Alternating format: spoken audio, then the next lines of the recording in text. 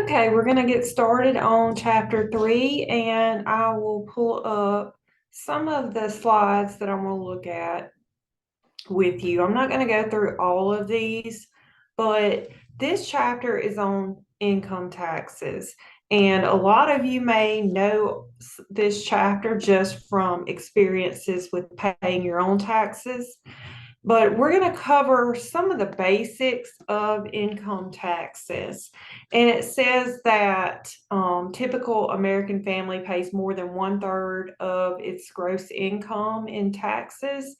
And that includes your federal income tax, Social Security, and Medicare tax. And then you have your state income, property, and sales taxes.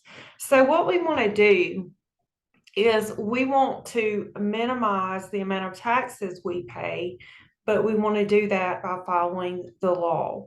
So about half of taxpayers, they don't pay an income tax. Um, they don't have to pay income tax, but all have to pay social and Medicare tax. And taxpayers that have over 250,000, I thought this was interesting. So taxpayers with that amount of income, that represents only 2% of the tax returns that are filed, but those taxpayers pay almost half of the income tax. So just an interesting statistic that I wanted to share. So what you're going to do to compute your taxes is you're going to take your tax rate and multiply it by your tax base. Okay, so the name of the tax indicates the tax base. So if you have property tax, then you're going to tax that based on the value of the property. That's going to be your tax base.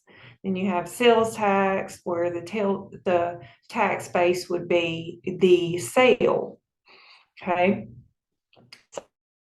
The tax computation, what we're going to be doing is we want to lower tax by lowering our tax rate or lower tax base.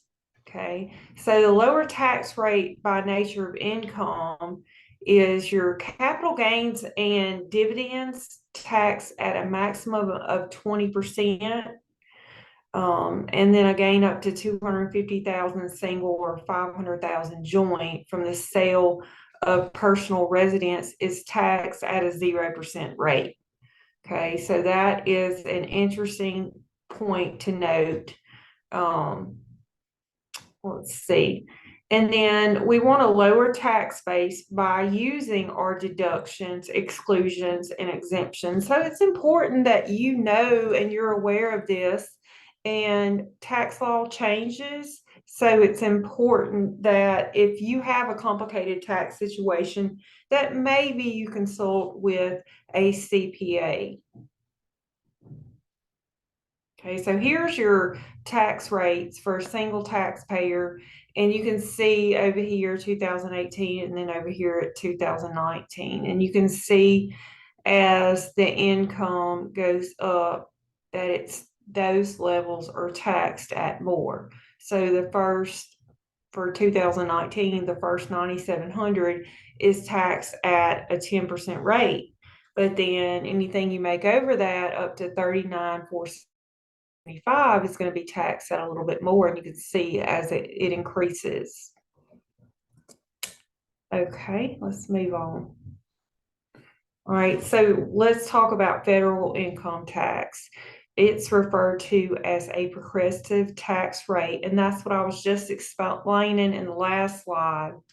So that first level up to that is going to be taxed at a rate, and then the next amount is going to be taxed at 12%, and so on. Most sales tax have a flat tax rate. An example would be 5%. When you go to Walmart, you go to the gas station, they're going to charge you the sales tax rate. Okay.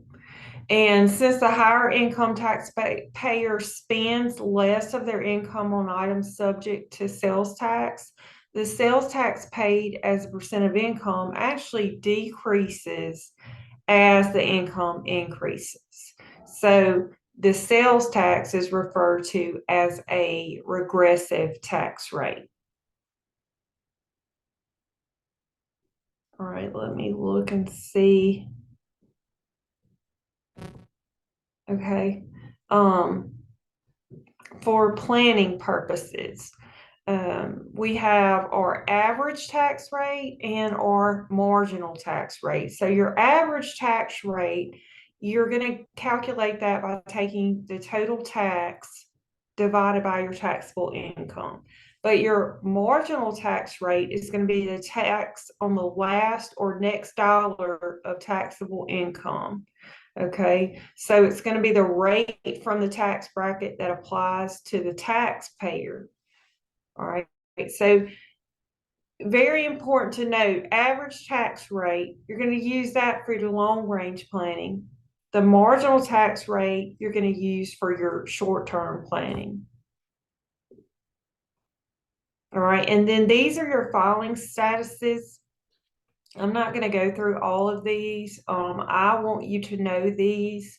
For example, my husband and I would be married filing jointly. So we file a joint return, and most couples do file a joint return. Okay, if you're not married, you're going to file single. Okay, and then you'll see the other different filing statuses, but make sure you understand these and read over these in your textbook. All right. We're going to talk about income in the next video. I just wanted to get started with a kind of a brief overview of taxes and what we're going to be talking about in this chapter. So just let me know if you have any questions. I always encourage you to read the chapter, and make sure that you're taking notes on any important key concepts you see here, because this is important not just in this class, but also in your own lives. So let me know if you have any questions.